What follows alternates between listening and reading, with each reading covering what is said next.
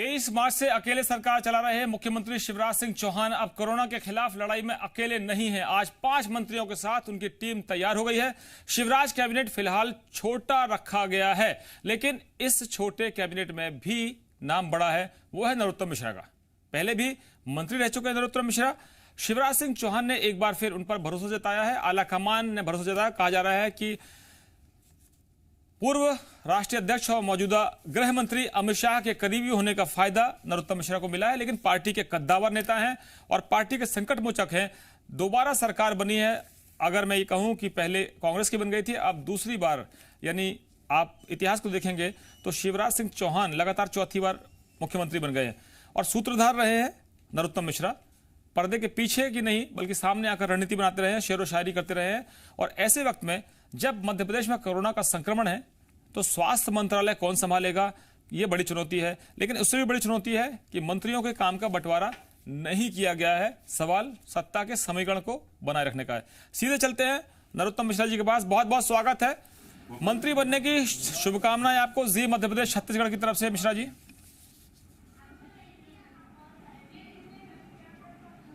बहुत बहुत धन्यवाद भाई साहब। आप डॉक्टर हैं, आप पीएचडी हैं, लेकिन आप मेडिकल प्रोफेशन से नहीं जुड़े हैं। सबसे बड़ी जरूरत इस समय डॉक्टरों की है। डॉक्टर भगवान बने हुए हैं। स्वास्थ्य विभाग आप संभाल चुके हैं पिछली सरकार में, जनसंपर्क मंत्रालय आप संभाल चुके हैं पिछली सरकार में, और आपके पास लंबा अनुभव है राजनीति के लिए। सड़क, गांव, गरीब, मोहल्ले तक आप जुड़े हुए हैं। सबसे बड़ी चुनौती इस वक्त आपकी सरकार के सामने क्या है? आज आपकी कैबिनेट की बैठक हुई है, पहली कैबिनेट की बैठक है शिवराज सरकार की। क्या बातचीत हुई?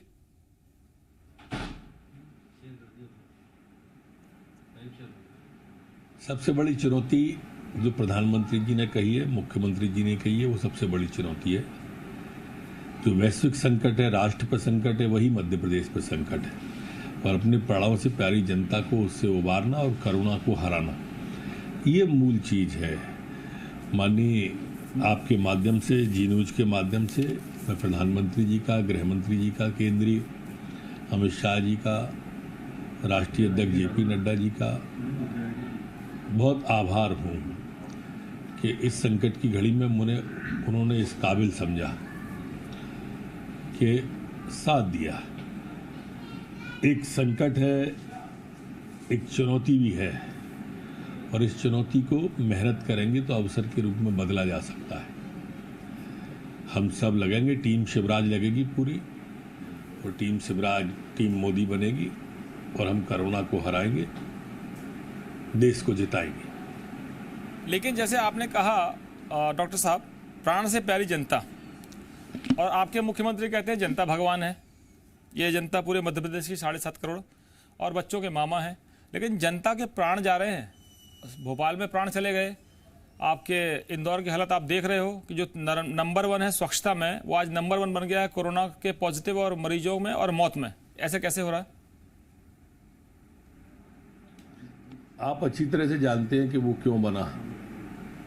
जो जमाती लोग थे वो 22 तारीख के पहले, जब यहाँ कांग्रेस की सरकार थी, वो लगातार आते चले गए, इंटेलिजेंस फेल हो गई। ये जो कांग्रेस की सरकार थी वो आईफा अवार्ड में बिजी थी। इंदौर में आईफा कैसे हो, पूरा प्रशासन उन्होंने आईफा पे लगा दिया था। जैकलीन की चिंता हो रही थी, सलमान खान की चिंता हो रही थी, जमातियों की चिंता नहीं हो रही थी, जैकलीन की चिंता हो रही थी। जैकलीन के जैक से सरकार को उठाए हुए थे। ये आप नया इस कारण से ये दुष्परिणाम आए और इंदौर हाथ से निकल गया। ये नया टर्म दे रहे हैं आप मिश्रा जी? मैं कोई नया पुराना टर्म नहीं दे रहा हूँ। जो क्या नया टर्म दे दिया मैंने? कि वास्तविकता है, जैक तो हमने गाड़ी में यथार्थता में चित्रण कर रहा हूँ। जैक तो हमने गाड़ियों में लगाते सुना कि जैक लगा के उठाते और टायर बदलते हैं। आप कह रहे हैं जैकलीन के जैक से सरकार उठी हुई थी। जैकलीन जैक है क्या? अरे हमने थोड़ी, आपके चैनल पे हमने देखा। आप अगर उस समय जाएंगे थोड़ा सा पीछे, जब जैकलीन जी आई थी, सलमान खान जी आए थे, तो आप खुद भी महसूस करेंगे। समाचार के बाद जब आप जाओ तो थोड़ा सा पीछे की दुनिया में चले जाना। 1 महीने पहले, आज 21 तारीख है, 22 तारीख के पहले चले जाना पिछले। आज ही के दिन 21 तारीख को सरकार कांग्रेस की थी जी। तो ऐसा लगता है कि जैकलीन और सलमान खान में सरकार उलझ गई और इंदौर भूल गया, जहां पर आईफा होना था और इंदौर के लोग भूल गए, ऐसा कह रहे हैं आप? हाँ, इंदौर में ही आईफा कराने में व्यस्त हो गया पूरा प्रशासन मुख्यमंत्री की इच्छा को पूरा करने के लिए। मैं समझ नहीं पाया मुख्यमंत्री की यह इच्छा क्यों थी, क्यों प्रदेश के साथ में इस तरह का खेल कांग्रेस ने खेला। मैं जो बात कह रहा हूं वो आंकड़ों के आधार पर कह रहा हूं कि जितने भी जमाती तबलीगी आए थे ये 22 तारीख के पहले इंदौर में घुसे और अंदर नीचे तक की बस्तियों में उतर गए और अंदर ये कोरोना फैलता रहा और कोरोना को रोकने के संबंध में कोई ठोस कदम नहीं उठाया, औपचारिकता और कर्मकांड करते रहे। 23 तारीख को माननीय शिवराज सिंह जी ने जब शपथ ली 9 बजे और 10 बजे उन्होंने कोरोना की पहली बैठक विधिवत शुरू की, उसके बाद से उस पर ध्यान गया, तब तक विलंब हो गया था, इसलिए हुआ। जी आपके सवाल का जवाब था। लेकिन मंत्री जी, कमलनाथ ने आरोप लगाया है कि आप तो सरकार बनाने में जुटे हुए थे, आपकी चिंता यह थी कि केंद्र में जो है वो संसद चलती रहे, यहाँ विधानसभा चलती रहे। आपके प्रधानमंत्री ने लॉकडाउन नहीं किया इसलिए क्योंकि आपकी सरकार को बनाना है और उनकी सरकार को गिराना। ये सीधा सीधा आरोप रहे आप पर। सूत्रधार आपको बताया, प्रधानमंत्री नरेंद्र मोदी को बताया कमलनाथ जी की सरकार, अमित शाह को बताया। 22 तारीख को कांग्रेस की सरकार थी और जनता कर्फ्यू लगाया था माननीय प्रधानमंत्री जी ने। विश्व का सबसे बड़ा जनता कर्फ्यू था वो। आज तक विश्व के अंदर एक नेता की आवाज पर कभी इस तरह का सन्नाटा नहीं हुआ। एक आवाज पर 130 करोड़ देशवासी रुक जाए और वो प्रयोग विश्व ने सराहा। विश्व के, चाहे वो अमेरिका हो चाहे दूसरे देश हो, हमारे प्रधानमंत्री मोदी मॉडल के रूप में वो कर्फ्यू और ये हमारा लॉकडाउन चला और विश्व ने सराहा है। आज विश्व के अंदर हमारी दवाई चल रही है, हमारी सलाह चल रही है और हमारा नेता चल रहा है। उस पर कमलनाथ जी कह रहे हैं, अब कमलनाथ की क्या तुलना, कहाँ मोदी और कहाँ कमलनाथ, कहाँ राम राम कहाँ टेंटे, कैसी बात करते हो आप? कमलनाथ जी क्या बात करेंगे? कमलनाथ जी को तो बोल ही नहीं चाहिए मोदी के ऊपर, और उनकी सरकार हमने गिराई है। और वो विधायक जो गए वो हमारी पार्टी के थे, जो नेता छोड़ के इनको गया वो हमारी पार्टी का था। डॉक्टर साहब, जनता कर्फ्यू से पहले दुखी होके गया वो। डॉक्टर साहब, उन्होंने कहा कि मेरे सम्मान को ठेस लगाई। कमलनाथ जी ने टीवी पे कहा कि वो आ जाए सड़क पे। इनने कहा कि वो आ जाए सड़क पे, वो आ गई सड़क पे और पूरी सरकार सड़क पे ला दी उसने। लेकिन आप अच्छा बताइए, बोझ से गिरी, हम पहले दिन से कह रहे थे और मेरी आप बात 2 बार बोल चुके कि मेरी बड़ी भूमिका है, कौन सा लोटस कह रहे थे। हमारी कोई भूमिका नहीं है उसमें, अपने बोझ से गिरे, हमें क्या लेना देना उनकी पार्टी का मामला नहीं। लेकिन नरोत्तम जी, आप उसी इलाके से आते हैं जहां पर आपका प्रभाव है, नरेंद्र सिंह तोमर का प्रभाव है, वहीं सिंधिया का प्रभाव है, वो इलाका लगता हुआ है आप लोगों का। और आप पहले कहते थे, नारा था आपकी पार्टी का, हमारे नेता शिवराज माफ करो महाराज। फिर आपने महाराज को गले लगा लिया, फिर महाराज को आपने साथ लिया तो गंगा में डुबकी लगा ली उन्होंने बीजेपी की। और अब जो है मुश्किल ये है कि आपकी पार्टी के विधायकों की जो गद्दी पर निगाहें थी, मुख्यमंत्री पद पर निगाहें थी, वो बड़े बड़े दिग्गज रह गए, उनके 2 लोग आए हैं अभी, बाकी लोग क्या करेंगे फिर वहां पर?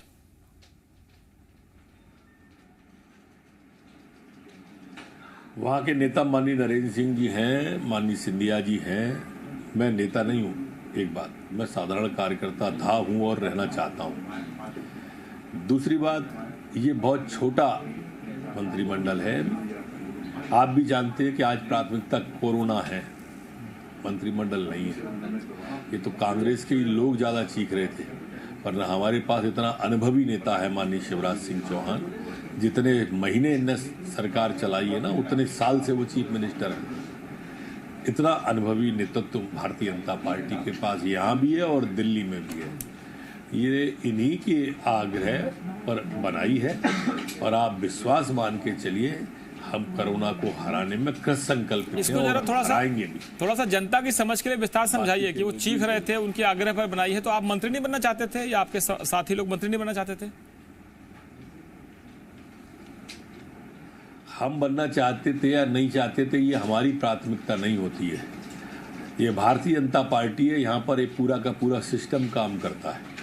यहाँ जो पार्टी तय करती है वो कार्यकर्ता करता है, यहाँ व्यक्ति कुछ नहीं करता है। लेकिन नरोत्तम जी, अगर मैं ये बात करूं कि उन्होंने कहा कि साहब अकेले शिवराज संभाल नहीं पा रहे हैं, आपने कहा कि जितना इनका 15 महीने का अनुभव था उतने साल का उनके पास अनुभव है, लेकिन सवाल है कि अगर टीम की बात की जाए, जब आप कोई मैच खेलते हैं, कोई युद्ध लड़ते हैं, कोई व्यवस्था चलाते हैं, तो उसमें टीम होती है। तो अकेले कैप्टन कैसे करेगा? कहाँ कहाँ खेलेगा? वो इंदौर खेलेगा, वो भोपाल खेलेगा, वो जबलपुर जाएगा, वो प्रशासन को चलाएगा। आपके जैसे बल्लेबाज चाहिए, आपके जैसे बल्लेबाज और गेंदबाज तो चाहिए जो बोल्ड कर सके विपक्ष को। मैं कोई बल्लेबाज नहीं हूँ जो कैप्टन जहाँ खड़ा करेगा, मिड ऑफ पे, मिड विकेट पे, कीपिंग पे, बाउंड्री पे, जहाँ खड़ा करेगा अपने खेल का अच्छा प्रदर्शन करने की कोशिश करूंगा। विपक्ष को रन आउट कर दिया आपने। कितना हो जाएगा आपके सामने है, आपकी तो बहुत पैनी और बारीक नजर। कांग्रेस को रन आउट कर दिया, कांग्रेस को। आप क्या टेस्ट मैच खेलने वाले थे 5 साल का, आपने कांग्रेस को रन आउट कर दिया पहले ही। अरे हमने काहे को किया कांग्रेस को आउट? अरे हमने काहे को रन आउट किया? अपने बोझ से गिरे हैं भाई, अपने कर्मों से गिरे। हमने, हमारे विधायक थोड़ी छोड़ के गए थे, हमें क्या लेना देना इससे? हमको तो आप जबरदस्ती खींच रहे हो उसमें। लेकिन आप बताइए कि अब जो है आपके अगर कैबिनेट का पोर्टफोलियो नहीं दिया गया क्योंकि अभी विस्तार होना है, तो फिर चलाएंगे कैसे व्यवस्था को? कैसे आप सहयोग करेंगे? ये किसी ने कहा कि नहीं दिया गया, जरूर दिए जाएंगे। मंत्री बने तो पोर्टफोलियो भी मिलेंगे। कैसी बात कर रहे हैं? कब तक हो रहा है ये? कोई इंतजार कर रहे हैं हम लोग। अभी संभाग बांट भी दिए, अभी थोड़ी देर में, अभी 20 मिनट बाद मेरी प्रेस कॉन्फ्रेंस है कैबिनेट के बारे में, तो मैं ये सारी चीजें अभी विभाग भी बोलने वाला हूँ और निर्णय भी बोलने वाला हूँ। अच्छा, बहुत बढ़िया। तो ये खबर है, प्रभार बोलने वाला हूँ विभाग ने। ये खबर है इस समय जी मध्य प्रदेश के अभी दर्शकों 20 मिनट बाद 5 बजे मेरी प्रेस है। जी मध्य प्रदेश के दर्शकों के लिए ब्रेकिंग न्यूज है, खुद दे रहे हैं मंत्री जी। पहले भी सरकार के प्रवक्ता रहे और अब भी कुछ देर बाद प्रेस कॉन्फ्रेंस करेंगे और बताएंगे कि किसको क्या प्रभार दिया गया, किसको क्या जिम्मेदारी दी गई। नरोत्तम जी, एक सवाल मेरा यह है कि जो हालात हैं आज के वक्त की, अगर मैं बात करूं तो जो मरकज के जमाती थे, जमाती जो है वो जमाई राजा बने हुए थे, तो जमाई राजा ने जो है वो तबाह मचा दी पूरे देश में। निश्चित रूप से मैं आपसे शब्द से सहमत लगता हूं इस विषय पे। ये जो तबाही आई है जमातियों के कारण ही आई है।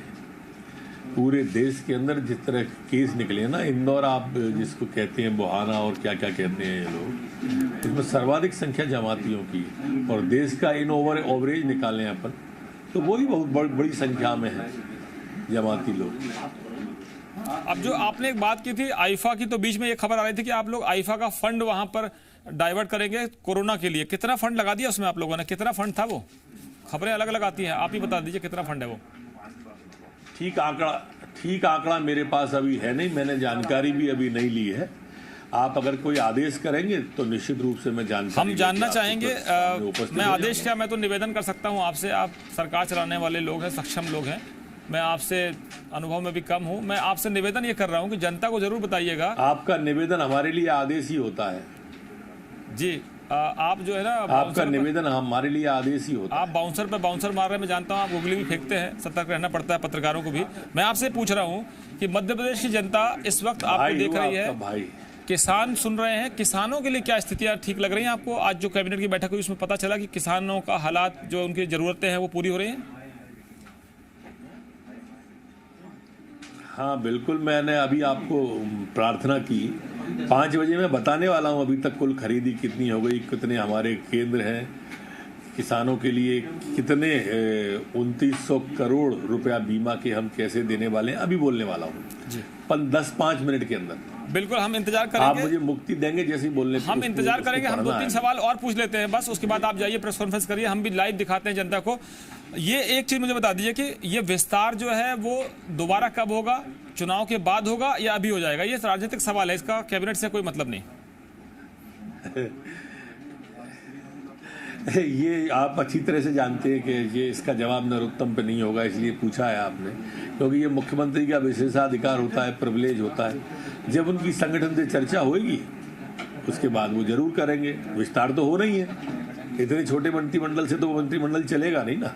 अब कब होगा, कैसे होगा, कहाँ होगा, ये सारे जवाब माननीय शिवराज सिंह जी के पास में है, भविष्य के गर्त में बहुत जल्दी आपके सामने उपस्थित होंगे। वो एक सवाल जो चल रहा है इस समय नरोत्तम जी, मीडिया में भी चल रहा है, जनरल चल रहा है कि रामायण दिखाई आपने लोगों को, रामायण 33 साल बाद रिकॉर्ड टूट गए व्यूवरशिप के, और 33 साल बाद जो रिकॉर्ड टूटा है उसमें एक रिकॉर्ड ये भी है कि आप लोगों ने भी कहा कि लंका जलाने के लिए विभीषण की जरूरत होती है, ये शिवराज जी ने कहा था। फिर उन्होंने कहा कि मेरी मंशा ये नहीं थी, मंशा को ठीक से समझा जाए, लेकिन विभीषण को गले लगाकर मजा आ रहा है।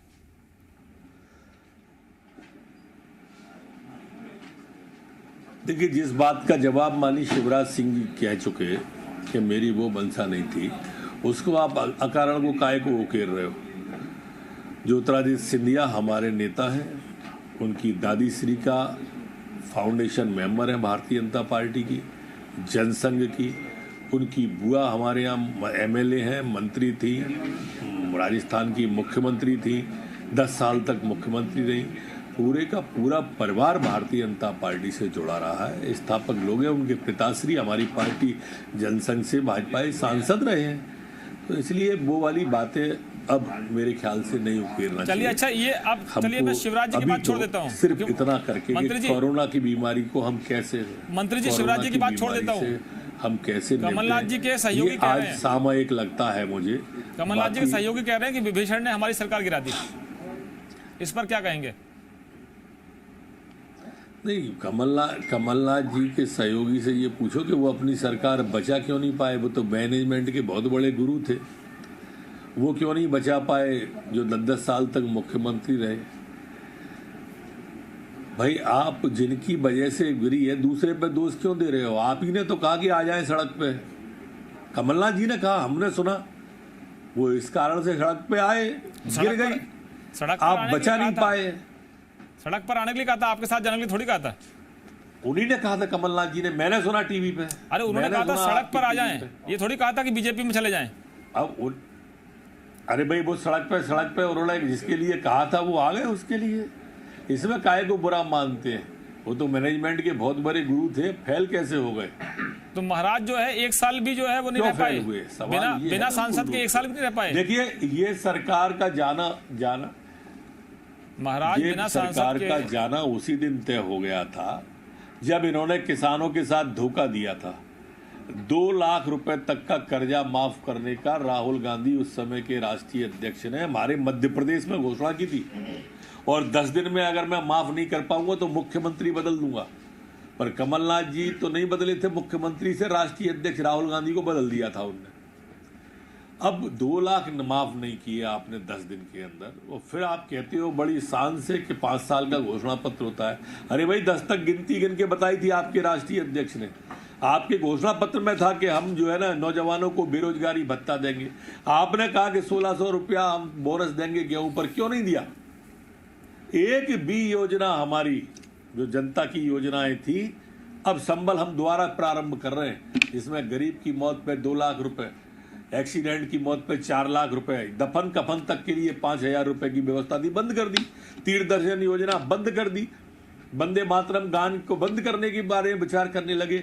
ऐसा मुख्यमंत्री जो वल्लभ भवन की 5वीं फ्लोर से पूरी साल नहीं उतरा। ओला पड़ जाए नहीं जाएंगे, पाला पड़ जाए नहीं जाएंगे। प्रदेश डूब गया बाढ़ से, एक दिन बाढ़ प्रभावित से मिलने नहीं गए किसी से। भोपाल में 16 बच्चे मर गए, भोपाल में रहते हुए वल्लभ भवन की 5वीं फ्लोर से उतर के किसी एक के घर में सांत्वना देने के लिए। ऐसा अद्भुत मुख्यमंत्री नहीं देखा हमने।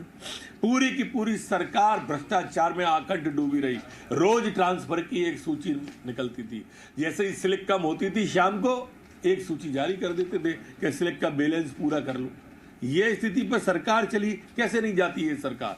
जनता आज ही जा चुकी थी इस सरकार से, इसलिए इसका हटना तो तय था। लेकिन मंत्री जी वो कह रहे थे कि हमने माफिया के खिलाफ अभियान चलाया, शुद्ध के जो अभियान चलाया, शुद्ध के लिए युद्ध किया, इससे माफिया परेशान था और बीजेपी आपके खिलाफ उन्होंने कहा कि माफिया के खिलाफ। अरे सुनो तो साहब, अरे जी न्यूज सुने तो हमको। आपने पहला सेंटेंस बोला कि उन्होंने ये कहा कि हमने माफिया के खिलाफ अभियान चलाया। अच्छा, आप मुझे बताइए, इन्होंने सबसे पहला और सबसे बड़ा माफिया किसको माना था? जीतू सोनी इंदौर वाले को, हाँ या ना? यस। जी माना गिरफ्तार हुआ क्या वो पूरे कार्यकाल में? अब गिरफ्तार होगा? पूरे कार्यकाल 6 महीने में वो गिरफ्तार हुआ क्या? अब गिरफ्तार होगा क्या? नहीं, अब होगा या नहीं होगा ये भविष्य के गर्त में है। हमने तो कहा ही नहीं अभियान चलाने का ना, इनकी तरह आपके बड़े-बड़े अफसरों की करना है तो करेंगे। आपके बड़े-बड़े अफसरों की हम तो इनकी बात कर रहे हैं कि इनका माफिया अभियान कितना बड़ा ढोंग था और कितना बड़ा इन्होंने झूठ बोला कि माफिया के खिलाफ अभियान चला रहे थे। क्यों नहीं हुआ गिरफ्तार वो माफिया? किसने उससे सौदा कर लिया? कौन था वो व्यक्ति? बताएं ना ये। तो आप बता दीजिए। नहीं किया सौदा तो क्यों नहीं किया गिरफ्तार? आप तो आप मंत्री, आप बता दीजिए, जनता जानना चाहती है। बता रहे ना होगा। अब तो आप मंत्री, आप बता सकते हैं, जनता जानना चाहती है। कह रहे हैं ना कि होगा। अरे हम ही तो कह रहे हैं, अरे हम ही तो बोल रहे हैं, और कौन बोल रहा है कि होगा? वो तो कह रहे हैं कि वहां पर जो इंदौर में बीजेपी के नेता थे जो माफिया के साथ साजिश करते थे वो नहीं चाहते थे। आखिरी सवाल है, वो कह रहे हैं कि इंदौर के बड़े बड़े बीजेपी नेता और पूरे मध्य प्रदेश के बीजेपी नेता नहीं चाहते थे जीतू सोनी पर कार्रवाई हो। अरे तो आप उन पर कार्रवाई करते हैं। आपको मालूम था अगर कौन बीजेपी का नेता चाहता है? किसने रोका था आपको कार्रवाई करने से? सीडी से डरे हुए थे। पुलिस आपकी थी, सरकार आपकी थी, ईओडब्ल्यू आपका था, सीआईडी आपकी थी। किससे डर रहे थे वो? सीडी से, सबको सीडी से डर लग रहा था। किससे डर रहे थे? क्यों नहीं कार्रवाई? सीडी डर लग रहा था तो आप जारी करते सीडी। आप सरकार में थे, आपने क्यों नहीं जारी की? नहीं, जीतू सोनी नहीं जारी की तो किसे दंड मिलना चाहिए? तो जीतू सोनी चला रहे थे सीडियां, तो अखबार में छाप रहे थे, वेबसाइट में डाल रहे थे। अरे भाई चला रहे थे तो चलने देते ना। जिसका होता वो सामने आता। आपको डर क्यों लगा? कार्रवाई क्यों की उस पर? और की तो गिरफ्तार क्यों नहीं किया? किसकी सीडी थी? आप खुलासा करो। अब पद पे नहीं हो, आप कर दो। अब आप कर देंगे? करो, हमारे सामने, मीडिया के सामने कर दो, सदन में कर दो। अब आप कर देंगे? हम कहां से? हमने तो कहा ही नहीं है कोई है, नहीं है माफिया जीतू सोनी। कहा ही नहीं है। हम तो जो भी दोषी होगा, जीतू सोनी माफिया नहीं है। कानून, बिल्कुल कानून अपना काम करेगा। कानून से बड़ा कोई नहीं है। ये शिवराज सिंह की सरकार है। कानून किसी को माफ नहीं करता। इस सरकार में 15 साल का अनुभव लेके ये सरकार बैठी। लेकिन वो तो कह रहे हैं कि शिवराज सिंह चौहान की सरकार में ही पनपे है। शिवराज सिंह चौहान की सरकार में 15 साल में रेत माफिया, जीतू सोनी जैसे लोग पनपे हैं ना। बड़े बड़े रेत माफिया रहे। अच्छा, ये क्या करते रहे 15 महीने? फिर पकड़ते रहे। वो तो ये क्या करते रहे फिर 15 महीने? बुलडोजर चलाया। एक हाथ बता दे। बुलडोजर चलाया। जीतू सोनी को पकड़ लिया। बुलडोजर तो चला दिया। बता दो, ध्वस्त कर दिया। एक हाथ बता दो ना पकड़ पाया हो तो। पकड़ में आए भैया, ये तो कोई भी चला देगा सरकार में बैठ के। कोई भी एक हाथ माफिया। आप रेत की बात कर रहे हैं तो बताओ ना कौन सा रेत माफिया पकड़ लिया? हमारी भाई तो ज्ञानवर्धन कर दो। इधर ये कहते थे रेत माफिया पे हमने कार्रवाई करी है कमलनाथ जी, तो वो कंप्यूटर बाबा कौन को रोज जाके पकड़ते थे? वो क्या था फिर? वो तो आप पर भी आरोप लगा रहे थे कि आप लोग वो रोज नदी पे पहुंच जाते थे, हिटेची पोकलिंग के ऊपर खड़े होकर फोटो खिंचवाते थे। अगर इनने रेत माफिया पे कार्रवाई की तो वो किसको पकड़ रहे थे? और वो उसको पकड़ रहे थे, तो फिर रेत माफिया कहां से आया? आपके आखिरी सवाल के साथ कई सवाल हो गए। डॉक्टर साहब, आपके लोगों को पकड़ के ले गए थे वो पुलिस के साथ?